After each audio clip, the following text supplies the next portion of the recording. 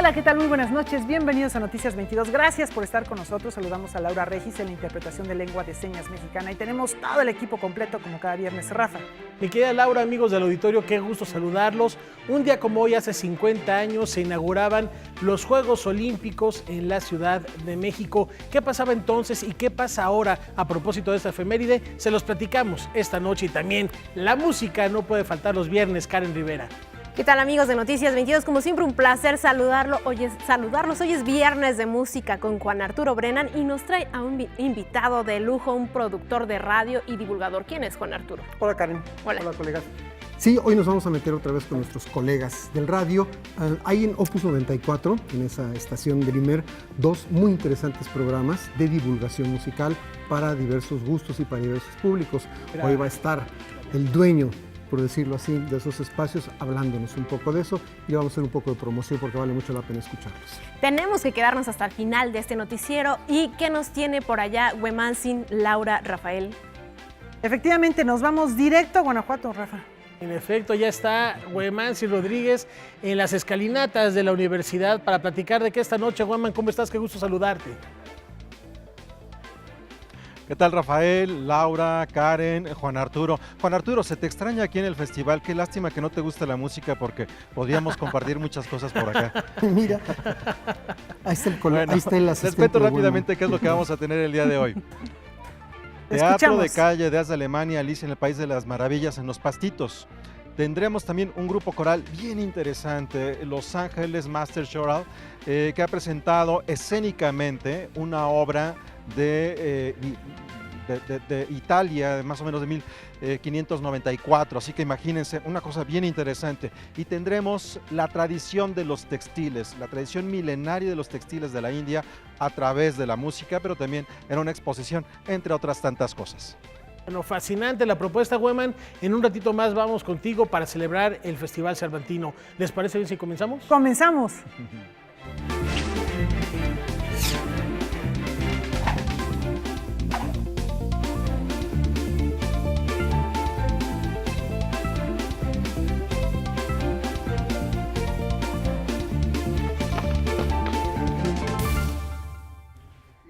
Bueno, vamos a comenzar con algo que anunciaba Rafa hace unos instantes, que se conmemora y, bueno, tiene una serie de vertientes que quizá no la recordamos tanto por los acontecimientos del 2 de octubre, pero ahora se fue declarado Patrimonio Cultural Tangible de la Ciudad de México el corredor escultórico que conforma la Ruta de la Amistad. Esta Ruta de la Amistad fue el legado que dejó la Olimpiada Cultural de 1968 a la capital del país. Veamos.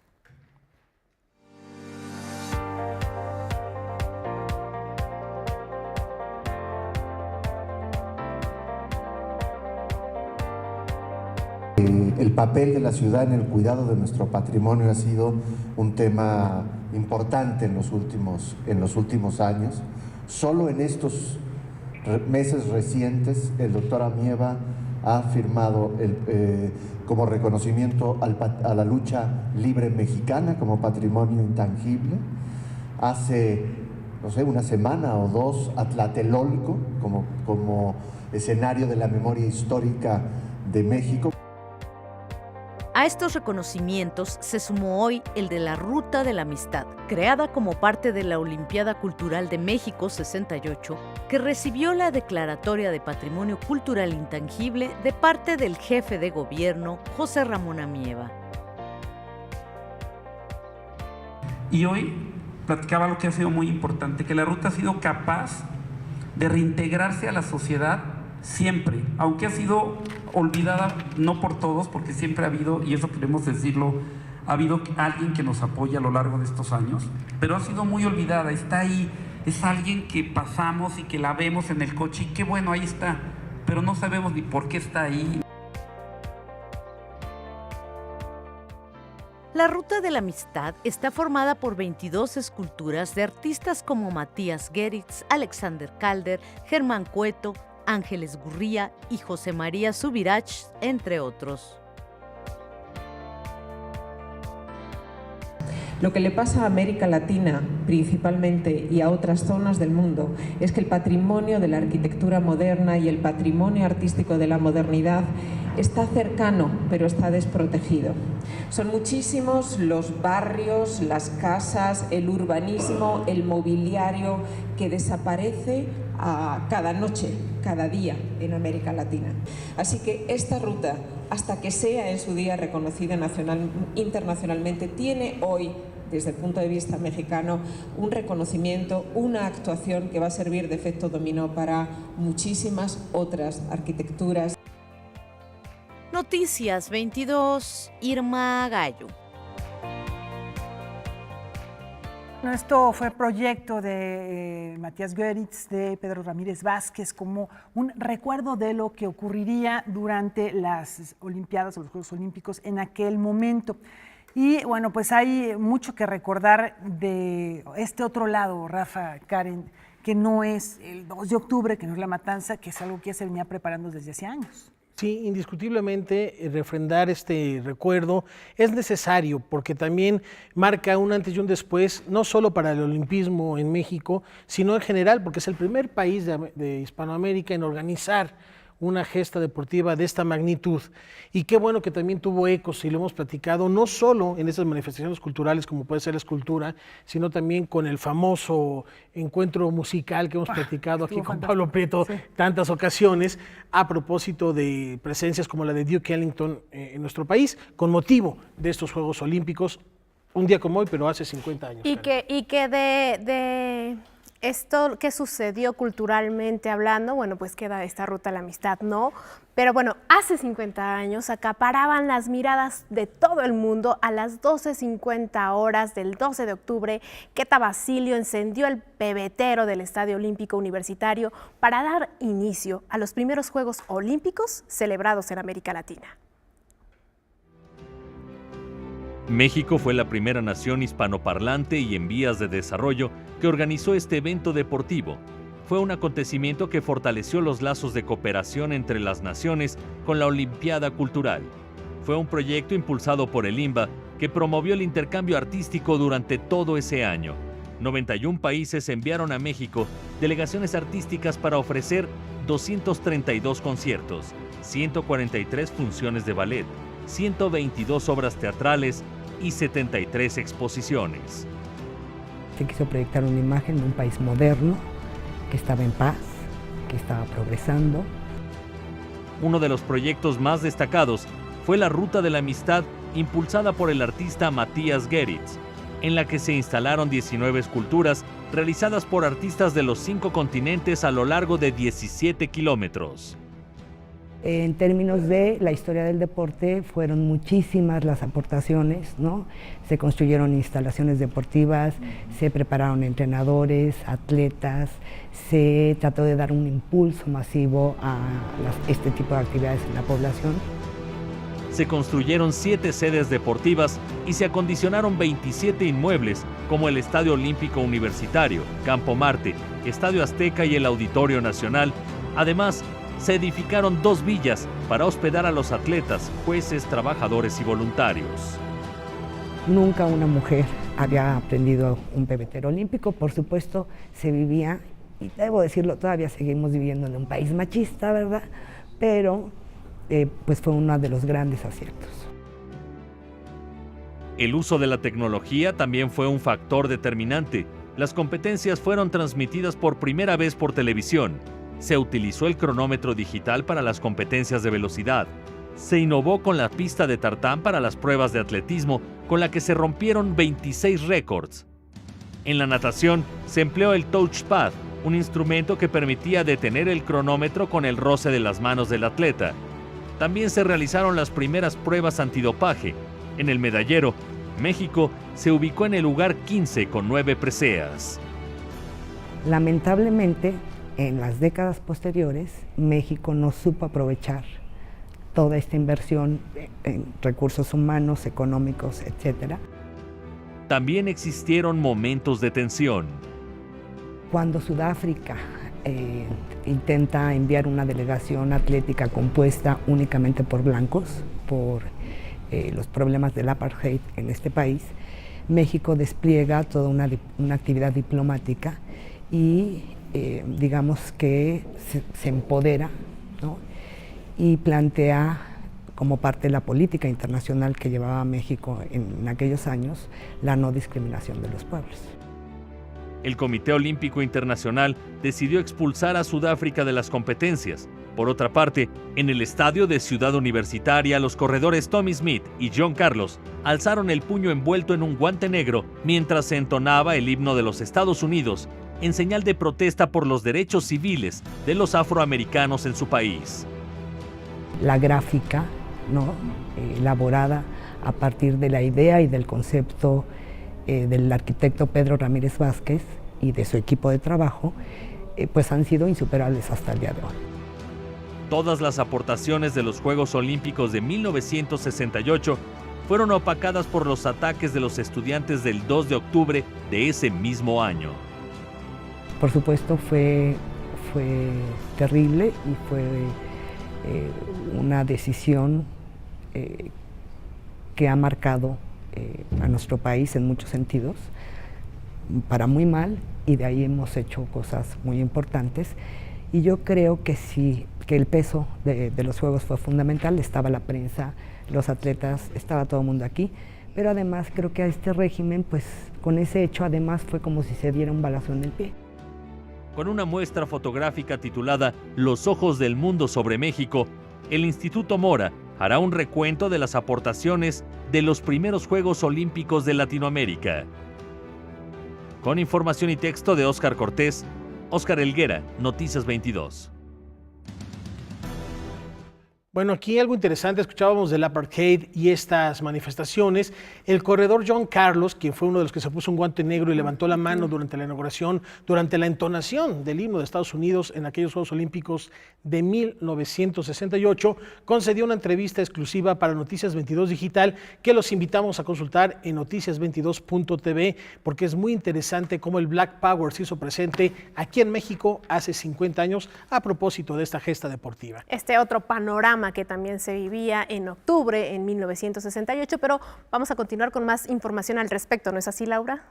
Sí, bueno, muy interesante esto que se cuenta. Estamos en un contexto todavía de racismo. El incidente de Rosa Parks en Estados Unidos, en el cual, bueno, pues no le permitían a ella estar en la parte donde podían estar solamente las personas blancas en el autobús, había desatado realmente muchas manifestaciones en las calles. No tenía mucho tiempo tampoco de haber ocurrido. En fin, aquí, continuando con el tema específicamente de lo cultural, están muchos músicos.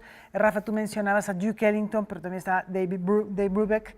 Estaban artistas y gente de diversos medios, como Arthur Miller, del medio teatral, Maurice Béjart, del medio de la danza, Alexander Calder, escultor, y bueno, fueron algunos de los nombres que se escucharon y que participaron en aquel momento. 250 piezas que dan cuenta de las actividades artísticas realizadas durante las Olimpiadas de 1968 son presentadas en la Terminal 1 del Aeropuerto Internacional de la Ciudad de México. Una de las actividades más importantes de la Olimpiada fueron la Olimpiada Cultural, y es la que menos se rememora. Siempre se habla de los Juegos Olímpicos o del movimiento estudiantil en el 68, pero pocas veces se toma en cuenta que hubo una gran producción artística en todos los rubros. Esta muestra es solamente el inicio para que se realicen más investigaciones sobre las repercusiones que dejó el que a lo largo del 68 llegaran a México los mejores artistas del mundo en todas las disciplinas del arte. En el área que a mí me compete, que es la dancística, pues hubo actividades importantísimas. Por ejemplo, Béjart inauguró el Palacio de los Deportes, la actividad que se hizo para recibir al fuego olímpico en Teotihuacán, que fue apoteótico, todo lo que tuvo que ver con la creación de ballets, como fue el ballet de los 5 continentes y el ballet de las Américas, donde vinieron coreógrafos de todo el mundo a montar, y coreógrafos mexicanos que fueron a otros países a traer información. El teatro de vanguardia era como fue muy importante para la programación, y dentro de el programa editorial, que fue tan vasto, hay un impreso, que es la memoria gráfica número 9, que está dedicada específicamente al teatro experimental en México, porque sí, efectivamente el teatro experimental era muy importante para la programación, presentar a los creadores escénicos como vanguardistas. No solamente abarcó la llamada música culta o música de concierto, sino fue más allá. Trajo, por ejemplo, una serie de grupos artísticos sobre jazz y, y uno de los máximos representantes, Duke Ellington, pero también grupos corales o tríos de jazz que tomaban música de Bach, por ejemplo, sobre todo, ¿no?, en estos arreglos que hoy a lo mejor pueden ser muy comunes, pero que en ese tiempo era, incluso en el mundo, un escándalo. La muestra se nutre de los acervos de los Centros de Investigación de Limba y de los archivos de Roberto Gómez Soto y Pedro Ramírez Vázquez. La exposición Las Olimpiadas Culturales México 68 a 50 años podrá ser vista en el Centro de Exhibiciones del Aeropuerto Internacional de la Ciudad de México hasta el 3 de febrero del 2019. Noticias 22, Alberto Aranda. Bueno, interesante exposición la que nos muestra un panorama de estas actividades culturales que se vivían en 1968, Rafael. Y vamos a una breve pausa, pero tenemos al regresar danza aérea, música, todos los detalles que se están viviendo en el Festival Internacional Cervantino. Ya volvemos.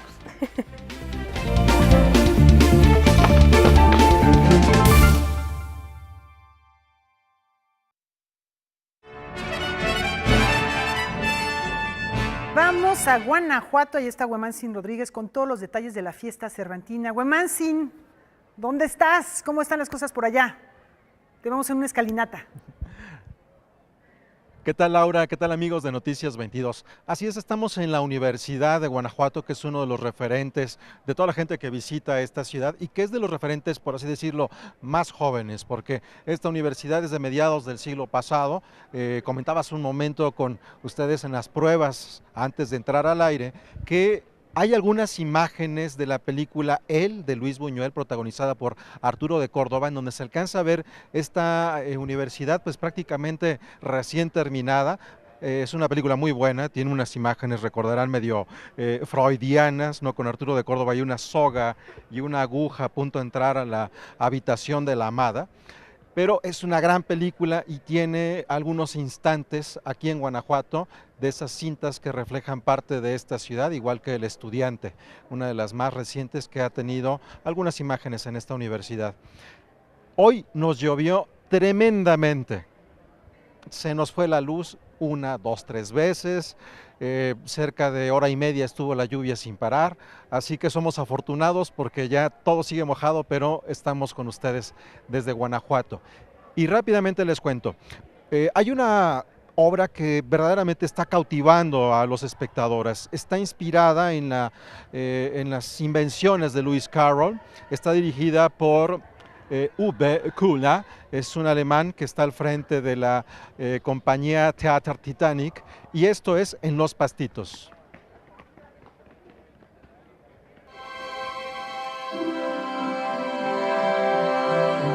La compañía Theater Titanic es originaria de Alemania.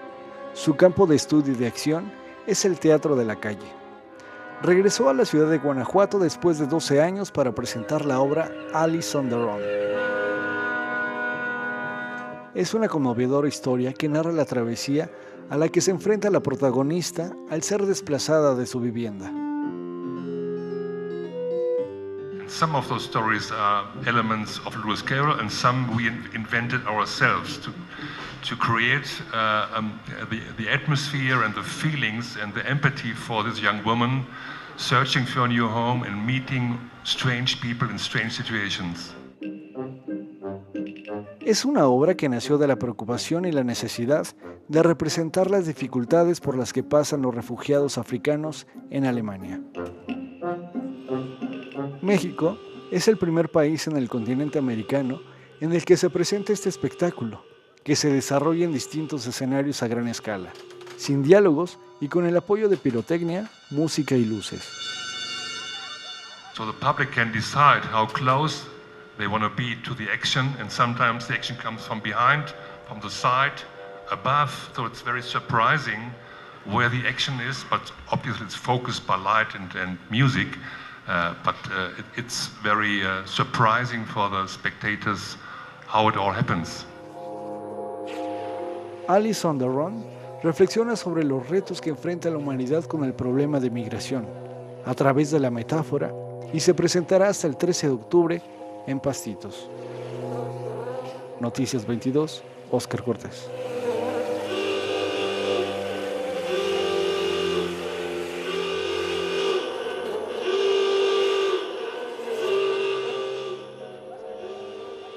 Bueno, esto es verdaderamente cautivante, es de lo que se ha visto en Teatro de Calle ahora al inicio del festival.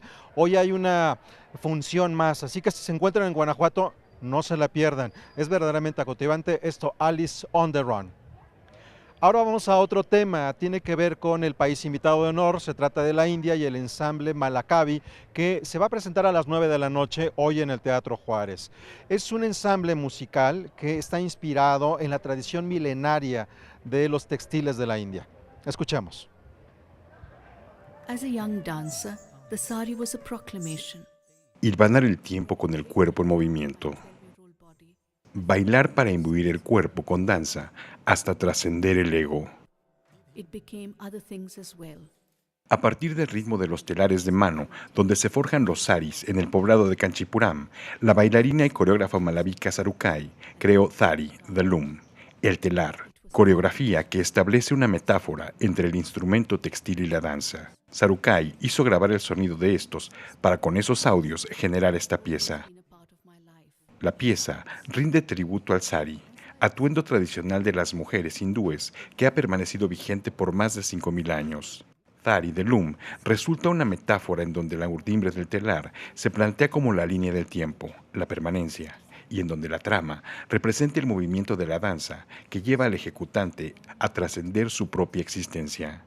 Having a sort of being self-centered with this I, me, myself, which is attitude which our world is full of these days, which is all so much about the selfie, about self-promotion, about self-aggrandizement. Spirituality is in the opposite direction, which says the center of me is really not important. Something else is important, or a bigger vision is important. So I think in dance too, it's about creating this larger vision. You know, it's like saying, do we always look at life at eye level, or can we look at life like that? Yeah, can we look upwards? Can we look at something beyond ourselves?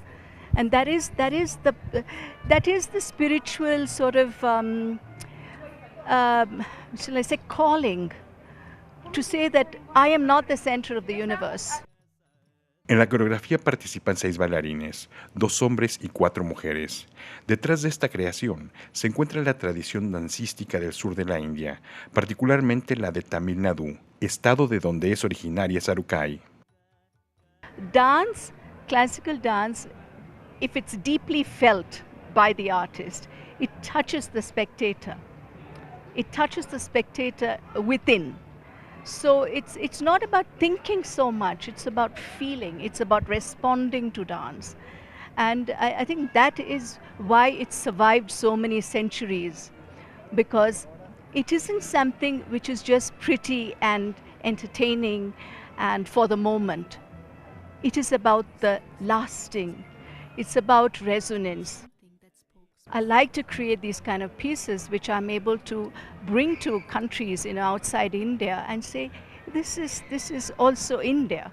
This is also the pulse of India. You know, this is tradition, and tradition is really celebrates change, and that is special to India. That when we talk of tradition, we don't mean tradition and you have to only do it like this. Tradition can change, and that's why it's lasted in India. El folclore en el estado vecino de Andhra Pradesh relata que una hebra emergió del ombligo del dios Vishnu y que ésta le fue dada a los hombres para que tuvieran una conducta civilizada y elaboraran tela para vestir a los dioses. Este mito parece extenderse a la concepción de la danza de Malavika Sarukai, quien habla de una experiencia trascendente en la danza.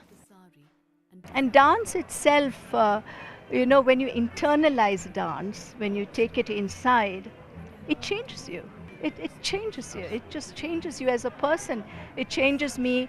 It's changed me how I look at light. It changes me how I look at nature, at people, at relationships. because it touches a very deep chord inside me when I dance. The moment of bliss, yeah, the moment of that magic is when we find the infinite in the finite. How we find it, it doesn't matter.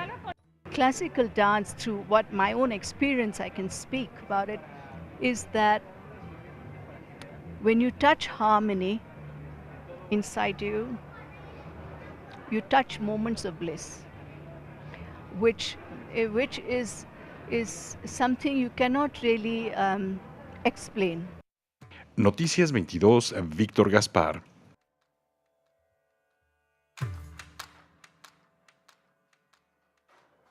For as long as I remember,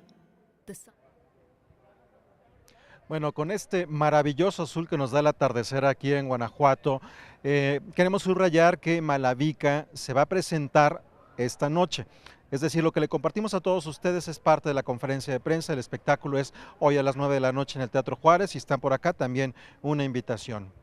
Y a partir del trabajo de este ensamble que reúne lo mismo la música que la danza y la tradición de las telas, nosotros queremos vincularlo con otro espectáculo que tiene que ver con la India aquí en Guanajuato, en el Festival Internacional Cervantino.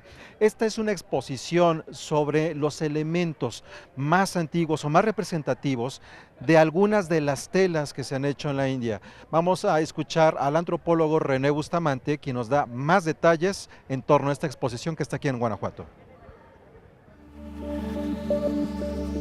La India quizás sea el país que tiene mayor cantidad de producción textil en todo el planeta. Cada color, bordado, figura o tela tienen un significado para la comunidad de Yatan. Es una ciudad que se encuentra al norte de la India. Las piezas que se exhiben en la Universidad de Guanajuato, en la muestra Tejiendo la Memoria, fueron recopiladas por el antropólogo René Bustamante, quien ha dedicado a investigar el arte textil de culturas milenarias.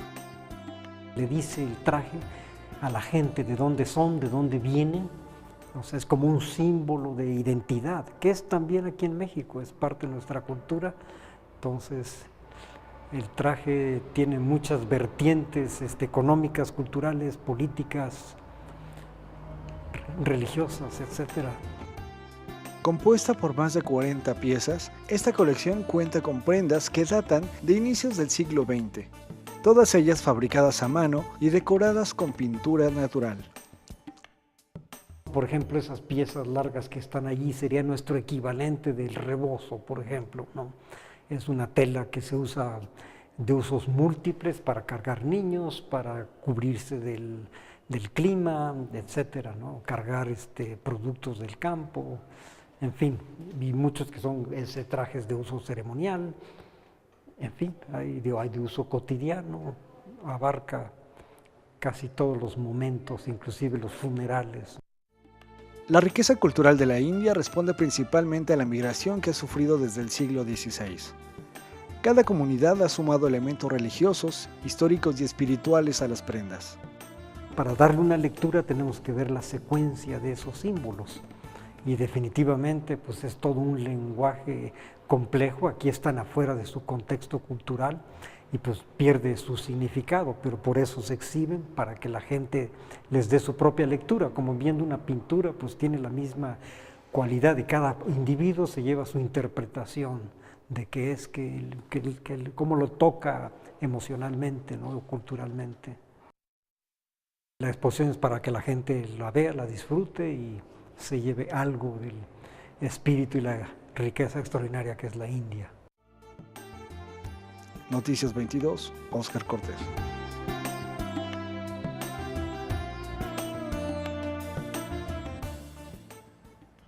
Verdaderamente es una riqueza enorme lo que podemos encontrar a lo largo de la historia en el subcontinente indio. Si están interesados en conocer algunos elementos más, les recomiendo dos palabras clave. Una, el rey Akbar, así como Akbar, el del regreso del Jedi, igualito. Él construye una ciudad magnífica, así que investiguen, es maravilloso. Y por otro lado, ¿cuál es la presencia de los mogoles en la arquitectura de que es el subcontinente indio?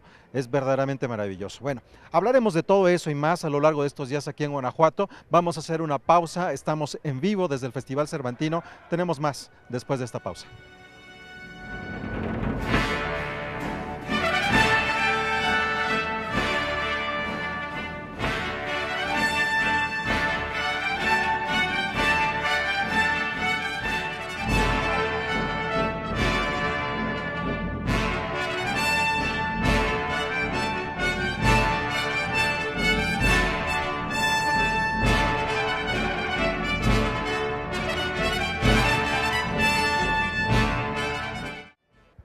Continuamos en este enlace en vivo desde las escalinatas de la Universidad de Guanajuato, en que es el 46º Festival Internacional Cervantino. Vámonos directamente con música, ojalá y en algún momento podamos conversar sobre esto, mi querido Juan Arturo Brennan. Imagínense un grupo coral de Los Ángeles en el escenario que tiene un desarrollo coreográfico, pero también tiene elementos de actuación, y la obra que están interpretando es de finales del siglo XVI. Esto es lo que vimos ayer en la noche en el Teatro Juárez.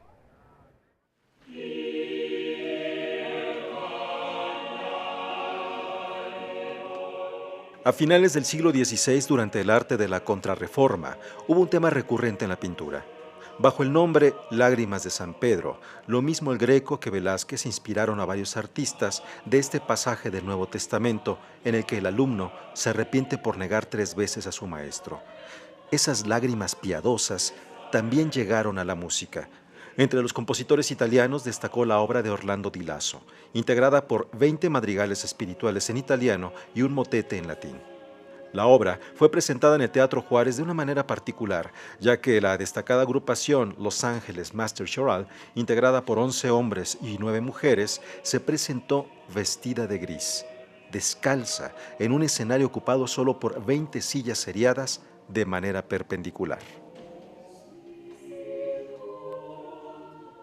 Cerca de 90 minutos sin intermedio permitió una atmósfera gentil, triste e íntima que muy pocas personas no soportaron, pues en estos tiempos de ruidos imparables, los sonidos suaves y el silencio puede resultar para algunos una confrontación.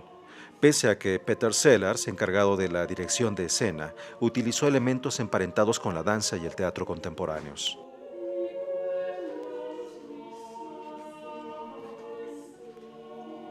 Sellars creó un movimiento entre la danza y el teatro y en medio la pintura. Los cantantes no solo generaron acciones coreográficas, donde hacían movimientos similares pero interpretados de manera diferente por cada cantante.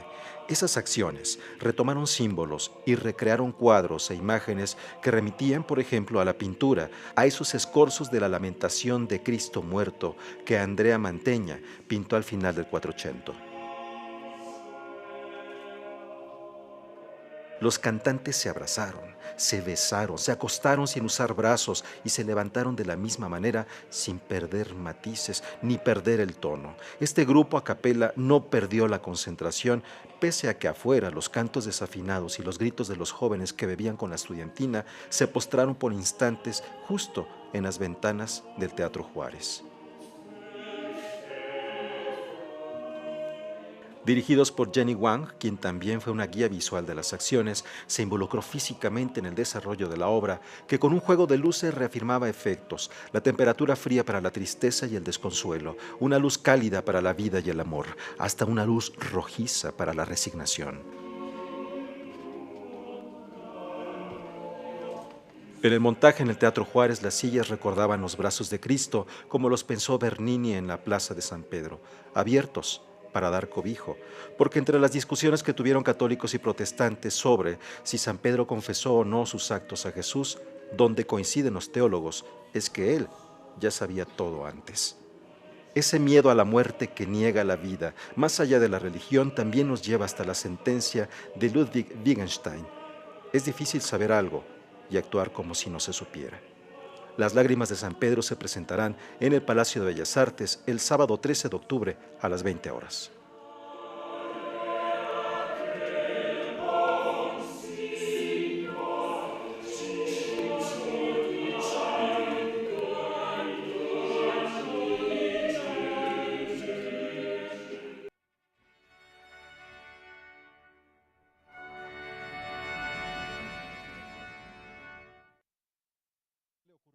espectáculos anglosajones, de manera particular en Estados Unidos, pero que funcionó bastante bien. Estará el 13 de octubre allí en el Palacio de Bellas Artes y bueno, ya tendrán ustedes su propia opinión.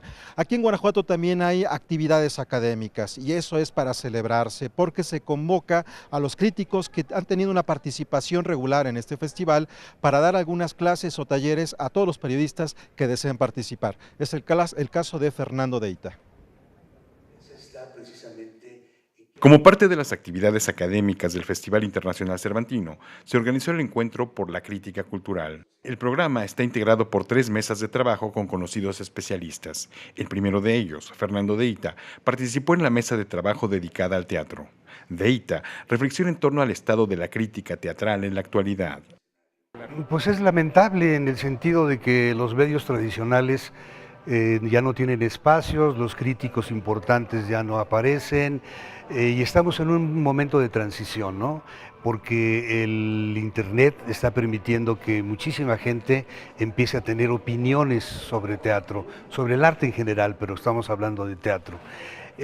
Todavía no se forma realmente una crítica en el sentido formal de la palabra, porque más bien es una opinionitis, ¿no? Es decir, como tiene la libertad de cada quien decir lo que quiera, pues todavía es un poco caótico. No obstante, el crítico reconoce que las nuevas generaciones y los nuevos medios gradualmente están avanzando para generar en el futuro una crítica y reseña teatral de mayor solidez. Sin embargo, es en el ámbito institucional en donde señala que aún existe trabajo por hacer. No existe, por ejemplo, en las escuelas de teatro, ¿no? Que podría ser una opción para la gente que está estudiando teatro, que pudiera formarse en la crítica, porque la crítica te permite revisar todo el hecho escénico desde toda la perspectiva global que involucra los lenguajes para formar un solo lenguaje que es el teatro. Entonces, es ahí donde no existe. Sí existe, te digo, en las universidades como literatura dramática, ¿no? Y ahí puedes coger, me parece que la crítica como parte de eso. Pero no existe en las otras instancias que no sean literalmente académicas, ¿no? Las otras mesas del Encuentro por la Crítica Cultural están dirigidas por Rosario Manzanos en danza y la última por Lázaro Azar, quien abordará la crítica musical el martes 16 de octubre a las 16 horas en el Museo Iconográfico del Quijote en la ciudad de Guanajuato. Noticias 22, Víctor Gaspar.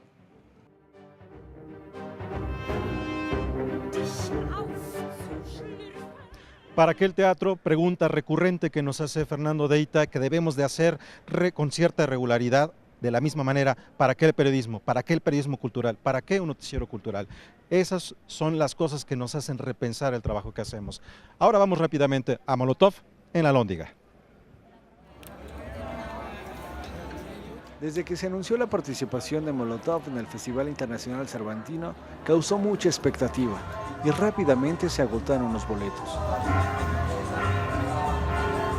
Esa misma emoción la mantuvo el público hasta el día de la presentación. Las gradas de la explanada de la Lóndiga de Granaditas se llenaron 2 horas antes del concierto y miles de jóvenes quedaron fuera por no ser previsores como Emanuel. Llegué a las 5 de la mañana. No había nadie en la fila, fui el primero y ahí se empezó a hacer. Llegaron otros camaradas y nos empezamos a rolar. Me fui a trabajar, regresé y ahora a divertirnos. Después de 16 años, Molotov volvió a pisar el escenario de la Lóndiga. Ofrecieron un recorrido musical en el que incluyeron canciones emblemáticas de sus 5 producciones.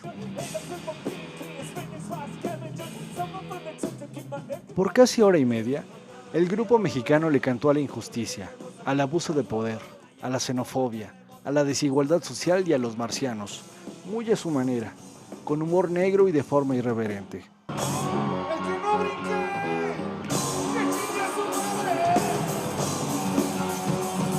Para este concierto, Molotov retomó sus orígenes.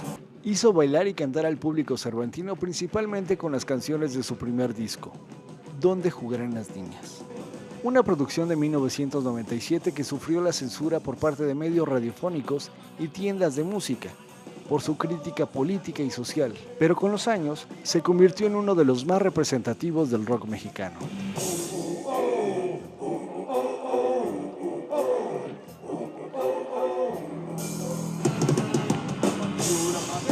una catarsis en la que se fusionaron ritmos y generaciones que seguramente recordarán por mucho tiempo este concierto.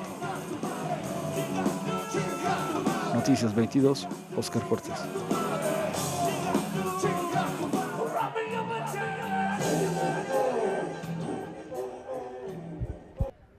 De esta manera llegamos al final de nuestra transmisión desde Guanajuato. Continuamos con Noticias 22 y antes de mandar a una pausa y volver a la Ciudad de México, anuncio que este fin de semana tendremos el proyecto Beethoven, que es maravilloso, continúa en este festival, el lunes tendremos los detalles, también el proyecto Ruelas, una obra de teatro en la Plaza Mejía Mora, y tendremos a la Orquesta de Israel, entre tantas cosas que veremos este fin de semana, así que nos vemos el próximo lunes. Una pausa y después de ella volvemos a la Ciudad de México y continuamos con Noticias 22.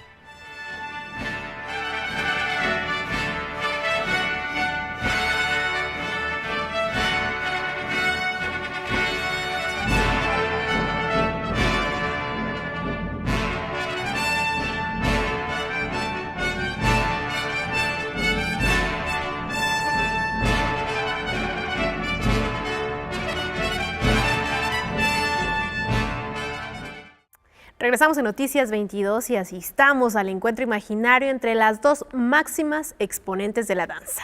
Esto nos referimos a las de los albores del siglo XX.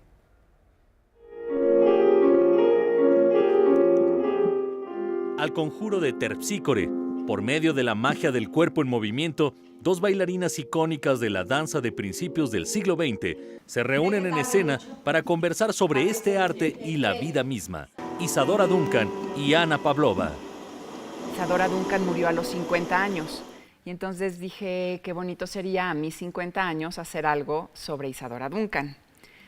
Y también vi que Ana Pavlova también murió a punto de cumplir 50, a días. Y entonces dije, hay que buscar a una Ana Pavlova que también cumpla 50. Y la idea fue juntar a Ana Pavlova e Isadora Duncan post-mortem en una estación de tren que las va a llevar a la eternidad para que se platiquen, o qué platicarían. Y esa fue la idea, ¿qué se platicarían? Y ahí empezamos. Cuestione que el arte y la intuición puedan ir de la mano.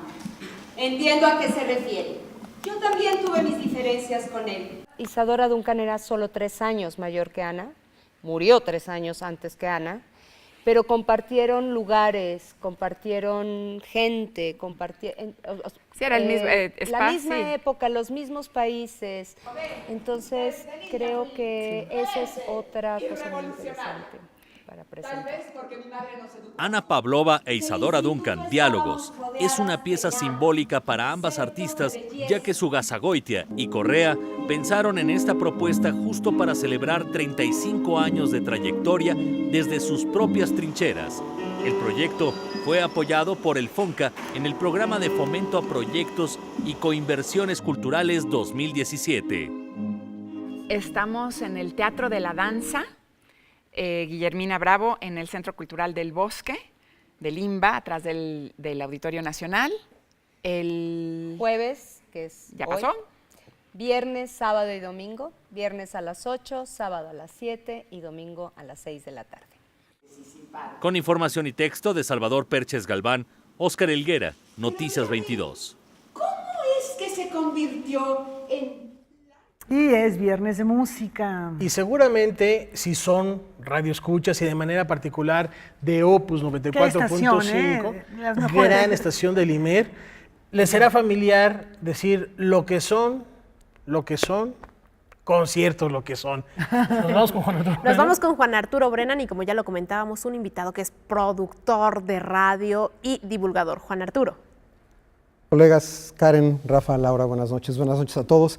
El caballero que está aquí presente es, en primer lugar, mi amigo, en segundo lugar es músico, en tercer lugar es productor de radio, en cuarto lugar es divulgador musical y quién sabe cuántas otras cosas. Javier Platas Jaramillo, ¿cómo estás? Bienvenido. Encantado de estar en el Canal 22 con distinguidas personalidades, se bellas refiere a mí. damas, caballeros Iba a preguntar elegantes. cuáles. creo que se refiere a nosotros o al staff técnico. No sé. A todos. Javier, te traje aquí porque desde hace un buen tiempo me nació hacerte un poco de propaganda. Abiertamente lo digo. Eres titular, además de otras cosas, eres titular de 2 programas que yo encuentro entre lo más interesante de la programación, no solamente en Opus y en el IMER, sino en la radio mexicana, la radio que se puede oír, bueno, la demás no se puede oír, ¿sí? Los martes a las 7 de la noche, y lo estoy diciendo como cartelera para que lo apunten, martes a las 7 de la noche en Opus 94, que es 94.5 megaciclos de su cuadrante. La otra versión, descríbeme brevemente cuál es la idea, que es La idea de la otra fascinante. versión es comparar la misma pieza musical, por ejemplo, el primer movimiento de la Quinta Sinfonía de Beethoven, ponerlo con la Orquesta de Berlín dirigida por Karajan, con la Orquesta de Viena dirigida por Böhm, con la Orquesta de Nueva York dirigida por Bernstein, por ponerte un ejemplo de 3 versiones muy diferentes entre sí, y platicar campechanamente acerca de las semejanzas y las diferencias de las versiones, que así es se llama la otra versión. Dijiste platicar, por supuesto tú como titular de ese espacio platicas con la gente, pero tienes invitados para platicar e intercambiar ideas. Sí, a veces tengo invitados, a veces estoy yo solito, pero normalmente hay un invitado que pimponeamos entre las ideas, a veces estamos de acuerdo, a veces no estamos de acuerdo. Eso es importante. Pero siempre es muy cordial el asunto. Entre estos invitados tienes uno que es como de planta, como tu segundo de a bordo, ¿cierto? Raúl Zambrano, gran guitarrista mexicano que radica en Bruselas y cada vez que está en México atiende al programa, porque durante algunos años los dos estuvimos permanentemente, unos 5 años, pero el fundador es José María Álvarez. Con él fundamos la otra versión hace ya 20 años, en febrero vamos a cumplir 21. Eso te iba a preguntar, o sea, ya lleva 20 años interrumpidos al aire. Sí. Muy bien.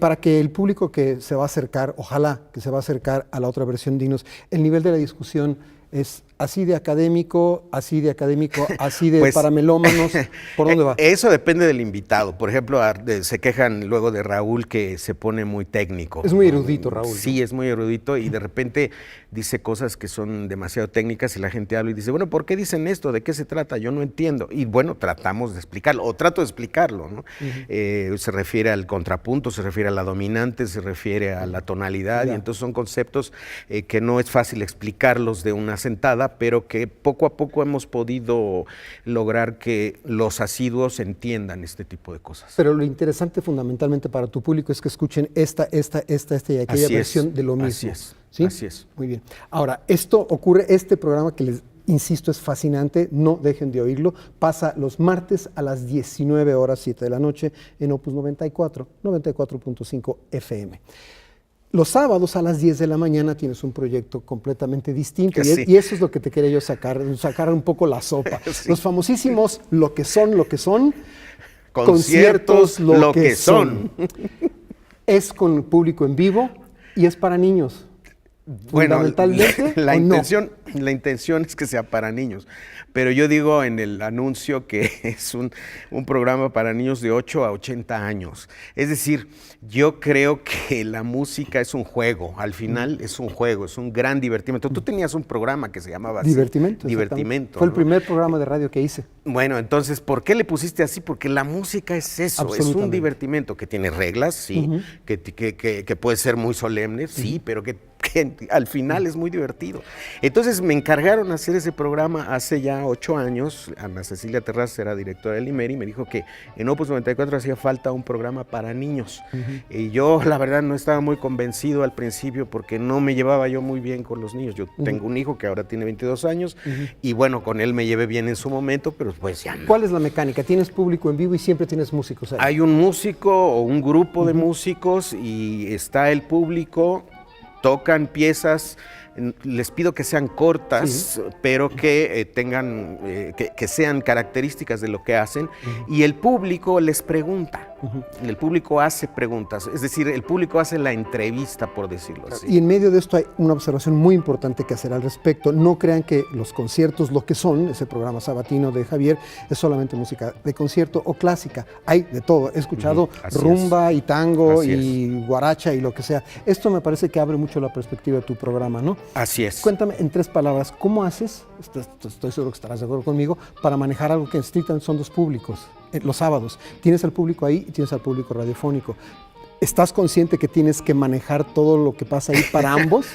Mira, después de tanto tiempo de conducir programas de radio de muy diversa índole, cuando empecé a hacer me fue muy sencillo hacerlo, ¿no? Es decir, los que están presentes, bueno, es como el tiempo real, ¿no? Y bueno, los que están escuchando después, porque el programa se graba los jueves, invito a todos a que vengan el jueves a las 12 del día, grabamos el programa y se transmite el sábado a las 10 de la mañana. Ahora, corrígeme si me equivoco, por mi propia experiencia como divulgador, a mí también me gustan los cursos y las conferencias y pláticas preconcierto. ¿Tengo razón o no que el público más exigente y más difícil y más duro es el infantil? No, fíjate que... a mí se me hace muy difícil. Sí, es difícil, pero... Hay una cosa muy importante, Juan Arturo. Cuando tú explicas las cosas, los niños las asimilan inmediatamente.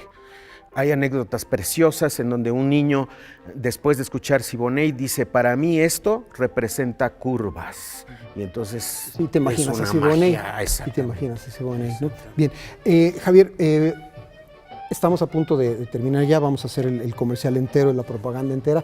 Dime brevemente, ¿tu violonchelo en qué está? ¿En qué estás tú con el violonchelo? Con Mónica del Águila y Jonathan Villafuerte hacemos un trío que se llama Chelo Alternativo Trío y tocamos estándares de jazz y música original de Jonathan Villafuerte basada en ritmos de todo el mundo, en samba, en blues, en jazz, etc. Qué bueno que no has dejado de ser ejecutante. No, estamos tocando. Los datos duros, se los recuerdo, en la frecuencia de Opus 94, que es 94.5 en el cuadrante de FM, los martes a las 7 de la noche, la otra versión, ya Javier les explicó, y los sábados a las 10 de la mañana, lo que son conciertos, lo que son. Exactamente. Y Javier tiene además dos rúbricas que él mismo dice cuando termina sus programas. Hay una muy complicada que es en latín y que creo que él quiere mantener en secreto.